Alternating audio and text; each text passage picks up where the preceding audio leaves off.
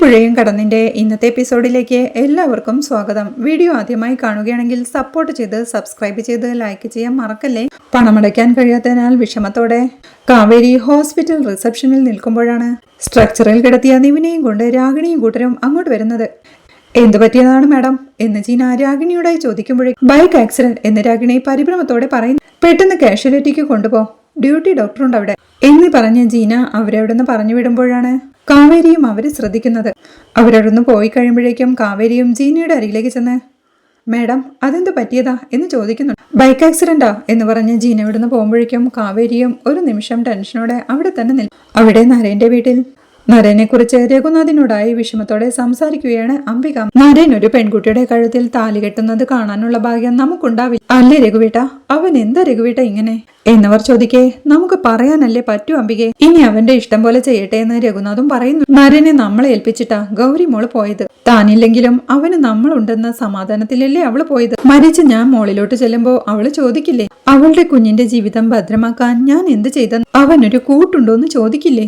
വയസ്സായി കഴിയുമ്പോ അവനെ ആര് നോക്കുമെന്ന് പറഞ്ഞ് സങ്കടപ്പെടില്ലേ? ചിതയിൽ വെക്കുന്ന സമയത്ത് പോലും അവന് വേണ്ടി കരയാൻ ഭാര്യയോ കുട്ടികളോ ഇല്ലെന്ന് പറഞ്ഞ് സങ്കടപ്പെടില്ലേ? മാതാപിതാക്കളുടെ സ്ഥാനത്ത് നിന്ന് നിങ്ങൾ നിറവേറ്റേണ്ട കർത്തവ്യങ്ങൾ ചെയ്തു എന്ന് ചോദിച്ചാ എന്റെ കയ്യില് എന്തു മറുപടിയാ ഉള്ളത് രഘുവേട്ട എന്ന് സങ്കടത്തോടെ കരഞ്ഞുകൊണ്ട് അംബികാമ്മ ചോദിക്കുന്നുണ്ട്. അവൻ അവന്റേതായ ന്യായങ്ങൾ ഉണ്ടാവും അംബികെ എന്ന് രഘുവേട്ടൻ പറയേ. അവന് എന്ത് ന്യായമുണ്ടെന്നാ? ഒന്ന് പിഴച്ചെന്ന് കരുതി എല്ലാം അതുപോലാവോ എന്ന് അംബികാമ്മയും ചോദിക്കുക. അംബികെ കല്യാണമൊന്നും ആരെയും നിർബന്ധിച്ച് കഴിപ്പിക്കേണ്ടതല്ല. നമ്മളാലാവും വിധമൊക്കെ ശ്രമിച്ചില്ലേ? ഇനിയിപ്പോ അവന് തന്നെ തോന്നട്ടെ. കല്യാണം വേണമെന്ന് തോന്നുമ്പോ നമുക്ക് നോക്കാം. മനസ്സ് വെറുതെ വിഷമിപ്പിക്കാതെ അംബികെ, ശരീരത്തിന് ദോഷമാത്. കിടന്നുറങ്ങാൻ നോക്ക് എന്ന് കരച്ചിലോടെ ഇരിക്കുന്ന അംബികാമ്മയെ രഘുനാഥ് ആശ്വസിപ്പിക്കുമ്പോഴേക്കും അവരും പ്രയാസപ്പെട്ട് ഉറങ്ങാനായി കിടക്കുകയാണ്. അപ്പോഴേക്കും അവർക്ക് പെട്ടെന്ന് അസ്വസ്ഥതയുണ്ടാവുകയും അവർ പരിഭ്രമത്തോടെ രഘുവേട്ട രഘുവേട്ട എന്ന് വിളിക്കുകയും രഘുനാഥും പരിഭ്രമത്തോടെ അംബികെ അംബികെ എന്ന് വിളിക്കേ.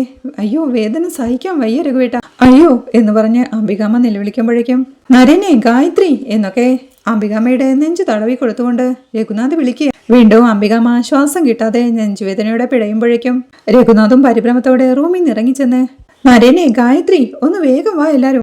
ഗായത്രി ശിവ മോനെ നരേനെ ആരുമില്ല ഇവിടെ, മുത്തശ്ശിക്ക് വയ്യടാ. ഗായത്രി മോനെ നരേനെ ഇറങ്ങി വാടാ ഇങ്ങോട്ട് എന്നൊക്കെ ഹാളിൽ നിന്ന് മുകളിലേക്ക് നോക്കി ഉറക്കെ നിലവിളിക്കുമ്പോഴേക്കും ഗായത്രിയും പരിഭ്രമത്തോടെ അങ്ങോട്ട് ഇറങ്ങി വന്ന് എന്താ അച്ഛന്ന് ചോദിക്കുക. മോളെ വേഗം വാ, അംബിക അംബിക അവിടെ എന്ന് രഘുനാഥും വിറയിലൂടെ പറയുമ്പോഴേക്കും ഗായത്രി റൂമിലേക്ക് ഓടിച്ചെല്ലുമ്പോഴേക്കും കാണുന്നത് കട്ടിലിൽ കിടന്ന് നെഞ്ചുവേദന കൊണ്ട് പിടയ്ക്കുന്ന അമ്മയെയാണ്. അപ്പോഴേക്കും ബഹളം കേട്ട് എന്താ മുത്തശ്ശ എന്താണ് എന്ന് ചോദിച്ച് നരേനും റൂമിലേക്ക് ഓടി വരുന്നുണ്ട്.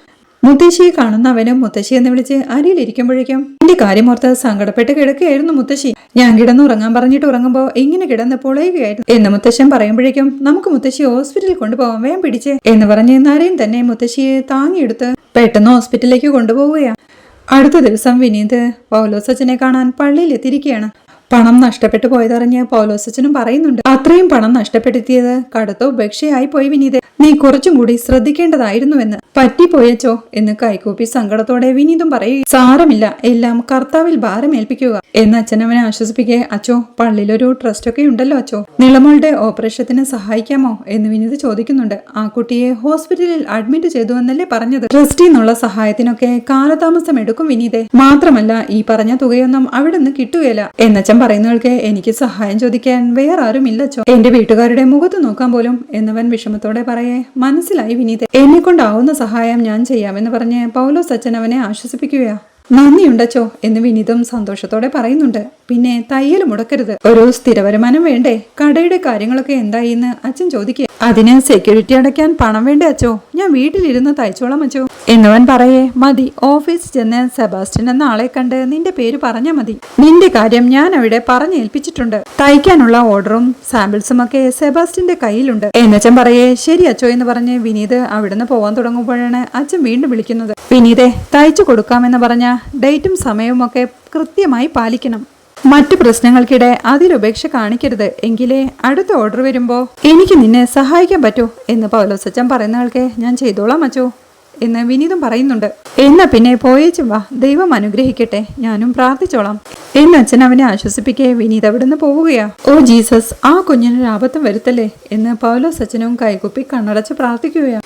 വീടിന്റെ മുറ്റത്തിട്ട തയ്യൽ മെഷീൻ അരികിൽ വിഷമത്തോടെ ഹോസ്പിറ്റലിലെ കാര്യങ്ങളെല്ലാം ആലോചിച്ചിരിപ്പാണ് കാവേരി. നാളെ രാവിലെ പണം അടയ്ക്കാലോ അല്ലേ? പണം അടച്ചെങ്കിൽ മാത്രമേ ഞങ്ങൾക്ക് ഓപ്പറേഷൻ പ്രൊസീജിയർ തുടങ്ങാൻ പറ്റൂ എന്ന് ജീന പറഞ്ഞതും ഇവിടെ ട്രസ്റ്റോ മറ്റോ ഉണ്ടോ? ഉണ്ടെങ്കിൽ അതിൽ ഞങ്ങളുടെ നിളയും കൂടി ഉൾപ്പെടുത്താൻ പറ്റുമോ എന്ന് താൻ ചോദിച്ചതും അതിപ്പോ പറഞ്ഞാൽ പറ്റില്ല. ഡോക്ടറുടെ സൈൻ വേണം, പിന്നെ എക്സ്പെർട്ടുകളുടെ ടീം പേഷ്യന്റിന്റെ ഫാമിലി ബാക്ക്ഗ്രൗണ്ടും മറ്റും ചെക്ക് ചെയ്യും. അതിനുശേഷം മാത്രമേ ഫ്രീ ഓപ്പറേഷൻ സാങ്ഷൻ ആവൂ. അതിനൊക്കെ മാസങ്ങളെടുക്കും എന്ന് ഹോസ്പിറ്റലിലെ ആ സ്റ്റാഫ് പറഞ്ഞതോർക്കെ അവൾ നിറഞ്ഞു വന്ന തന്റെ കണ്ണുനീർ തുടയ്ക്കുകയാണ്. അപ്പോഴാണ് നാരായണന്റെ വീട്ടിലിരുന്ന് മൊബൈലിൽ നോക്കി പൊട്ടിച്ചിരിക്കുന്ന ശിവരാജിനെ അവൾ ശ്രദ്ധിക്കുന്നത്. ഉച്ചത്തിൽ പൊട്ടിച്ചിരിക്കുന്ന അയാളെ കാണെ കാവേരിയും ഉറക്കെ പറയുന്നുണ്ട്, ഒച്ചയുണ്ടാക്കി ശല്യപ്പെടുത്തരുതെന്ന നിയമം ഇവിടെ മാത്രമാണോ ബാധകം? ഈ വിവരദോഷിയുടെ തലമണ്ടയ്ക്ക് 2 കൊടുക്കാൻ ആ മരക്കൊന്തൻ അവിടെ ഇല്ലേ എന്നൊക്കെ പിറുപിറുത്തവൾ ദേഷ്യത്തോടെ അവനെ നോക്കി നിൽക്കുമ്പോഴാണ് ജോലിക്കാരി സീമ അങ്ങോട്ട് വന്നേ. സാറേ എന്ന് വിളിക്കുന്നു. ജോലിയൊക്കെ കഴിഞ്ഞു എന്ന് ശിവരാജൻ ചോദിക്കേ. കഴിഞ്ഞു എന്ന് സീമയും. പിന്നെ പോക്കോ, പെൻഷനും ഗ്രാറ്റുവിറ്റിയും ഒക്കെ അങ്ങ് വീട്ടിലെത്തിച്ചേക്കാം. എന്താ മര്യാദയ്ക്ക് പോയി ഗാർഡൻ അടിക്കുക കൊച്ചേ. ആഹാ എന്ന് ശിവരാജൻ പറയുമ്പോഴേക്കും സീമ ഗാർഡൻ അടിക്കാനായി പോവുകയാണ്. ഈ കിഴങ്ങിന്റെ ഒക്കെ വീട്ടിലെ സെർവന്റായി നിൽക്കുന്നത് പോലും ഒരു ശാപമാണല്ലോ ദൈവമേ എന്ന് പെറുപെറുത്തുകൊണ്ട് കാവേരി അവിടുന്ന് പോവാൻ തുടങ്ങുമ്പോഴാണ് കാറിന്റെ ഹോൺ അടി കേൾക്കുന്നത്. നരേന്റെ കാർ അങ്ങോട്ട് വന്ന് നിൽക്കുന്നത് കണ്ട്, ഓ ഹിറ്റ്ലർ സാറിന്റെ വണ്ടിയാണല്ലോ. വെറുതെ അല്ല, ഈ ബോറൻ പുറത്തു പോയത് കൊണ്ടാ ഉച്ചത്തിലുള്ള ചിരിയും ബഹളവും ഒക്കെ എന്ന് കാവേരി പറയുന്നുണ്ട്. നരേൻ കാറിൽ നിന്ന് ഇറങ്ങുമ്പോഴേക്കും ശിവരാജനും അങ്ങോട്ട് ഓടിച്ചെന്ന് പുറകിലെ ഡോർ തുറക്കാൻ ശ്രമിക്കുക. ഒന്ന് മാറിക്കേ എന്ന് അവനോടായി പറഞ്ഞ് നരേൻ തന്നെ കാറിന്റെ ഡോർ തുറന്ന് മുത്തശ്ശിയെ പുറത്തേക്ക് ഇറക്കുകയാണ്. രഘുനാഥും ഗായത്രിയും എല്ലാം കൂടെയുണ്ട്. കാറിൽ നിന്ന് ആവശ്യത്തോടെ ഇറങ്ങുന്ന അംബികമ്മയെ കാണുന്ന കാവേരിയും അയ്യോ അംബികമ്മയ്ക്ക് എന്തു പറ്റി എന്ന് ടെൻഷനോടെ പറഞ്ഞ് ഗേറ്റും പിടിച്ച് നോക്കി നിൽപ്പാ. ഗായത്രിയും നരേനും അംബികാമ്മയെ പിടിച്ചിറക്കി കൊണ്ടുപോകുമ്പോഴേക്കും അയ്യോ അമ്മയെ സൂക്ഷിച്ച് എന്ന് സ്റ്റെപ്പ് കയറാൻ തുടങ്ങുന്ന അമ്മയോടായി ശിവരാജനും പറയുന്നു. നരേനെയും ഗായത്രിയെയും നോക്കി രണ്ടുപേരെ പിടിച്ചു നടത്താൻ മാത്രം എനിക്കത്ര പ്രയാസമൊന്നുമില്ല എന്ന് പറഞ്ഞ് അംബികാമ്മ അകത്തേക്ക് കയറി പോകുമ്പോഴേക്കും ബാക്കിയുള്ളവരും കൂടെ പോവുകയാ. അമ്മയെ സൂക്ഷിച്ചു കൊണ്ടുപോണേ എന്ന് ശിവരാജൻ അകത്തേക്ക് നോക്കി വിളിച്ചു പറയുന്നു. ഗായത്രി തിരിഞ്ഞു നോക്കുമ്പോഴേക്കും ഇനിയും എവിടെയെങ്കിലും തട്ടി വീണാലേ പിന്നെയും ഹോസ്പിറ്റലിൽ കൊണ്ടുപോവേണ്ടി വരും, നോക്കിക്കോണേ എന്ന് ശിവരാജൻ വിളിച്ചു പറയുന്നവൾക്കേ ഗായത്രി വീണ്ടും അദ്ദേഹത്തിന്റെ അടുത്തേക്ക് വന്ന് എന്താ ഒരു കെയർ. ഇന്നലെ രാത്രി അച്ഛനെ ഇവിടെ കിടന്ന് നെഞ്ചു പൊട്ടി നിലവിളിച്ചപ്പോ നിങ്ങളൊന്ന് തിരിഞ്ഞു നോക്കിയോ ശിവേട്ട എന്നവൾ ചോദിക്കേ. എടി ഞാൻ കേട്ടില്ലടി എന്ന് ശിവരാജനും. കൂടെ കിടക്കുന്നവർക്ക് അറിയാം ശിവേട്ട രാപ്പനി, നിങ്ങൾ എന്നോട് വിളച്ചിലെടുക്കല്ലേ എന്ന് ഗായത്രി പറയുന്നവൾക്കേ.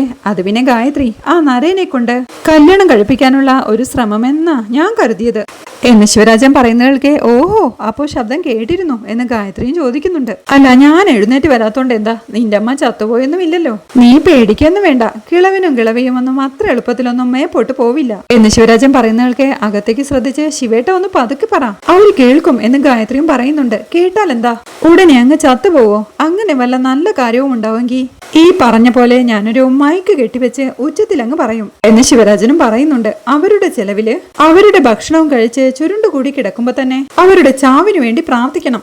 തിന്നിട്ട് എല്ലിന്റെ ഇടയിൽ കുത്തുന്നതാ ശിവേട്ട നിങ്ങളുടെ അസുഖം. നരം കേൾക്കണ്ട, കൈയോടെ നിങ്ങളുടെ കവിളത്ത് തന്നെ കിട്ടും എന്ന് ദേഷ്യത്തോടെ പറഞ്ഞ് ഗായത്രി അകത്തേക്ക് കയറി പോവുകയാണ്. പിന്നെ നിന്റെ നരേൻ എന്നെ അങ്ങ് ഓല എന്ന് ദേഷ്യത്തോടെ പറഞ്ഞ് നിൽപ്പാ ശിവരാജനും. എല്ലാം ശ്രദ്ധിച്ച് ഗേറ്റിനരികിൽ നിൽക്കുകയായിരുന്ന കാവേരിയും അകത്തേക്ക് കയറി പോവാൻ തുടങ്ങുമ്പോഴാണ് സീമ ചെടി നനയ്ക്കാനായി വരുന്നത് കാണുന്നത്. അവൾ പൈപ്പും പിടിച്ച് ചെടി നനയ്ക്കാനായി തുടങ്ങുമ്പോഴേക്കും കാവേരി അങ്ങോട്ട് ഇറങ്ങി ചെല്ലുന്നുണ്ട്. അതേ അംബികാമ്മയ്ക്ക് എന്ത് പറ്റിയതാ എന്ന് കാവേരി ചോദിക്കേ. ഇന്നലെ രാത്രി നെഞ്ചുവേദനയായിട്ട് ഹോസ്പിറ്റലിൽ കൊണ്ടുപോയതാ എന്ന് സീമ പറയുന്നുണ്ട്. അയ്യോ എന്നിട്ടിപ്പോ എങ്ങനെയുണ്ട് എന്ന് കാവേരി ചോദിക്കേ. കുഴപ്പമില്ലായിരിക്കും, അതുകൊണ്ടല്ലേ ഹോസ്പിറ്റലിൽ നിന്ന് തിരിച്ചു കൊണ്ടുവന്നത് എന്ന് സീമ പറയുന്നവൾക്ക്. നിങ്ങൾ ജോലി ചെയ്യുന്ന വീടായതുകൊണ്ട് ചോദിച്ചതാ, നിങ്ങൾക്ക് ശത്രുത എന്നോടാണോ അതോ വീട്ടുകാരോടാണോ എന്ന് കാവേരിയും ചോദിക്കുക. എനിക്ക് ആരോടും ശത്രുതയില്ല, ഈ ജോലി കൊണ്ട് മര്യാദയ്ക്ക് കുടുംബം കഴിഞ്ഞു പോകണമെന്ന ആഗ്രഹമേ ഉള്ളൂ. നരേൻ കുഞ്ഞ് നിൽക്കുന്ന ഭാഗത്തേക്കൊന്നും ചെന്നു പോകരുതെന്നാ ജോലിക്ക് വെക്കുമ്പോഴേ ഉള്ള നിബന്ധന എന്ന് സീമ പറയുന്നവൾക്ക്. അതെന്താ ചേച്ചിക്ക് പകർച്ചവ്യാധി വല്ലതുമുണ്ടോ എന്ന് കാവേരിയും ചോദിക്കുക. ഉണ്ടോന്ന് അങ്ങോട്ട് ചെന്ന് ചോദിക്കേ, അപ്പോഴറിയാം വിവരം. നിങ്ങൾ 5-6 പെണ്ണുങ്ങൾക്ക്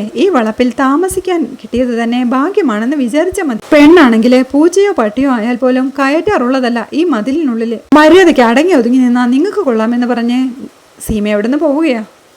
നരേൻ അപ്പോഴേക്കും മുത്തശ്ശിയെ ബെഡിലേക്ക് ഇരുത്തുകയായിരുന്നു. മതിയടാ, മുത്തശ്ശിക്ക് കുഴപ്പമൊന്നുമില്ല എന്ന് മുത്തശ്ശി പറയേ. ഞാനൊന്ന് ഫ്രഷ് ആയിട്ട് വരാം, എന്തേലും ആവശ്യമുണ്ടെങ്കിൽ വിളിച്ചോണേ എന്ന് മുത്തശ്ശിയോടായി പറഞ്ഞേ അരികെ നിൽക്കുന്ന മുത്തശ്ശനോടായി മുത്തശ്ശൻ നോക്കിക്കോണം എന്ന് പറഞ്ഞ് ഏൽപ്പിച്ച് നരേൻ അവിടുന്ന് പോവുകയാണ്. രഘുനാഥും അംബികാമ്മയുടെ അരികിലേക്ക് ഇരുന്ന് ഇപ്പൊ എങ്ങനെയുണ്ട്, ക്ഷീണം തോന്നുന്നുണ്ടോ എന്ന് ചോദിക്കേ. ഇല്ല രഘുവേട്ട എന്ന് അംബികാമ്മയും പറയുന്നുണ്ട്. ഹോ, പേടിപ്പിച്ചു കളഞ്ഞില്ലേ ഇന്നലെ, ഡോക്ടർ കുറിച്ച് തന്ന ടാബ്ലറ്റ് ഒക്കെ മുടങ്ങാതെ കഴിക്കുക എന്ന് രഘുവേട്ടൻ ഓർമ്മിപ്പിക്കേ. എനിക്ക് വേണ്ട മരുന്ന് ഇതൊന്നും അല്ലെന്ന് രഘുവേട്ടൻ അറിയില്ലേ എന്ന് അംബികാമ്മയും പറയുന്നുണ്ട്. പിന്നീട് ഫ്രഷ് ആയി കഴിഞ്ഞ നരേനും മുകളിലെ ബാൽക്കണിയിൽ ടെൻഷനോടെ നിൽക്കുമ്പോഴാണ് ഗായത്രി അങ്ങോട്ട് വരുന്നത്. ഗായത്രി കണ്ട് നരേനും അവരുടെ അരികിലേക്ക് ചെന്ന് വേറെ ആരുമില്ലെങ്കിലും എന്തില്ലെങ്കിലും എനിക്ക് ഈ ലോകത്ത് ജീവിക്കാം ഇളയമേ, പക്ഷേ എന്റെ മുത്തശ്ശനും മുത്തശ്ശിയും ഇല്ലാതെ എനിക്കത് ആലോചിക്കാൻ പോലും പറ്റില്ല എന്നവൻ വിഷമത്തോടെ പറയേ. അവരെയും ഇഞ്ചിഞ്ചായി കൊന്നോണ്ടിരിക്കുന്നത് ആ ചിന്ത തന്നെയാടാ. നിന്റെ മുത്തശ്ശന് വയസ്സ് 80 മുത്തശ്ശിക്ക് വയസ്സ് 75. ഇത്രയും കാലം അവർ ആരോഗ്യത്തോടെ ഇരുന്നത് തന്നെ വലിയ ഭാഗ്യമാ. കണ്ണടയുന്നതിന് മുമ്പ് നിന്റെ കല്യാണം കാണണമെന്ന് അവരാഗ്രഹിക്കുന്നത് ഒരു തെറ്റാണോ എന്ന് ഗായത്രി ചോദിക്കേ. ഇളയമ്മേ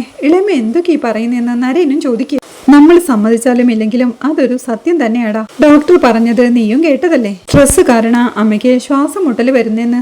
എപ്പോഴും ഇങ്ങനെ ശ്വാസം മുട്ടൽ വന്നാൽ രക്ഷിക്കാൻ പറ്റില്ലെന്നും ഡോക്ടർ പറഞ്ഞു. പ്രായം അതല്ലേടാ, അമ്മയുടെ സ്ട്രെസ് ഇപ്പൊ നീയാ. എന്നോട് അത്രയ്ക്കും സ്നേഹവും കരുതലുമുള്ള 2 പേരാ മുത്തശ്ശനും മുത്തശ്ശിയും. അവരുടെ ആഗ്രഹം നീ വിചാരിച്ചാൽ സാധിച്ചു കൊടുക്കാൻ പറ്റാഞ്ഞിട്ടൊന്നും അല്ലല്ലോ. ഒന്നോർത്തോ, ഇനി അധിക കാലമൊന്നും ഉണ്ടാവില്ല അവര്. അവർക്ക് എന്തെങ്കിലും സംഭവിച്ചു കഴിഞ്ഞാൽ അത് അവരുടെ അവസാനത്തെ ആഗ്രഹമായിരുന്നല്ലോ. എന്നെ കൊണ്ടൊന്നും ചെയ്തു കൊടുക്കാൻ സാധിച്ചില്ലല്ലോ എന്ന് ആലോചിച്ചിട്ട് ഒരു കാര്യവുമില്ല. നിന്നെ കൊണ്ട് പിന്നെ ഒന്നും ചെയ്യാൻ പറ്റില്ല എന്നൊക്കെ ഇളയമ്മ പറയുന്നത് കേൾക്കെ നരേനും വിഷമത്തോടെ നിൽപ്പാ. സങ്കടം അടക്കാൻ കഴിയാതെ അവൻ അവിടുന്ന് പോവുകയാ. അപ്പോഴേക്കും അവിടെ കാവേരി അംബികാമ്മയെ കാണാൻ എത്തിയിരിക്കുകയാണ്. ഡോക്ടർമാരെ കൊണ്ടൊന്നും മാറ്റാൻ പറ്റുന്ന അസുഖമല്ല മോളെ എന്റേത് എന്ന് അംബികാമ്മ പറയേ. നരേനൊന്നും കല്യാണം കഴിച്ചു കണ്ടാൽ മാറാവുന്ന അസുഖമേ ഉള്ളൂ ഇവൾക്ക് എന്ന് രഘുനാഥും പറയുന്നുണ്ട്. അത് ആളോട് പറഞ്ഞ പോരെ എന്ന് കാവേരി ചോദിക്കേ. ആരോട് എന്ന് രഘുനാഥും. നിങ്ങളുടെ കൊച്ചുമോനോട്. നരേനോട് എന്ന് കാവേരി ചോദിക്കേ. അംബികാമ്മയും രഘുനാഥും പരസ്പരം നോക്കി ചിരിക്കുക. അപ്പോഴാണ് നരേനും താഴോട്ട് ഇറങ്ങി വരുന്നത്. ഓ, കക്ഷിക്ക് പെൺകുട്ടികളെ ഇഷ്ടമല്ലല്ലോ എന്ന് കാവേരി പറയുന്നത് റൂമിന് പുറത്തെത്തുന്ന നരേനും ശ്രദ്ധിച്ചു നിൽപ്പാ. ഇവിടെ ജോലി ചെയ്യുന്ന സീമയ പറഞ്ഞത് പെൺകുട്ടികള് പരിസരത്ത് ചെല്ലുന്നത് പോലും ഇഷ്ടമല്ലെന്ന് എന്നവൾ പറയുമ്പോഴേക്കും നരേനും വാതിക്കൽ വന്ന് നോക്കി നിൽപ്പാ. കാവേരിയും ശബ്ദം താഴ്ത്തി അംബികാമ്മയോട് ജന്മന ഇങ്ങനെയാ, ആൾക്ക് എന്തേലും പ്രശ്നമുണ്ടോ എന്ന് ചോദിക്കേ. അവർ സംശയത്തോടെ കാവേരിയെ നോക്കുന്നത് കണ്ട് അല്ല, പെൺകുട്ടികളെ ഇഷ്ടപ്പെടാതിരിക്കാൻ കാരണം എന്തെന്നാ ഞാൻ ചോദിച്ചേ എന്ന് കാവേരിയും പറയുന്നുണ്ട്. അവൻ എങ്ങനെ പ്രശ്നക്കാരനൊന്നും അല്ലെന്ന് രഘുനാഥും.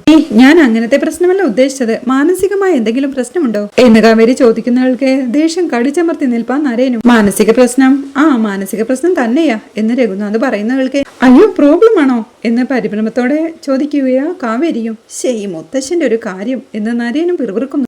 പരിഭ്രമത്തോടെ കാവേരിയും പെട്ടെന്ന് എഴുന്നേറ്റ് എന്നാ ഞാൻ പോയിട്ട് വരാം, ഹോസ്പിറ്റലിൽ പോവാൻ സമയമായി. അതാ എന്ന് പറയുന്നവൾക്ക് അംബികാമ്മയും മോളെ അങ്ങനെ പേടിക്കാനൊന്നുമില്ലെന്ന് പറയുന്നുണ്ട്. എന്നാലും നമ്മൾ സൂക്ഷിക്കാനുള്ളത് സൂക്ഷിക്കണല്ലോ മുത്തശ്ശി. എന്നെ കണ്ടിട്ട് ഇനി പ്രശ്നമൊന്നും ഉണ്ടാക്കണ്ട, കേസ് പോലും ഇല്ലാത്ത വകുപ്പല്ലേ. പോയിട്ട് വരാവേ എന്ന് പറഞ്ഞവൾ പോവാൻ തുടങ്ങുമ്പോഴേക്കും നരേനും പെട്ടെന്ന് അവിടെ നിന്ന് മാറുകയാ.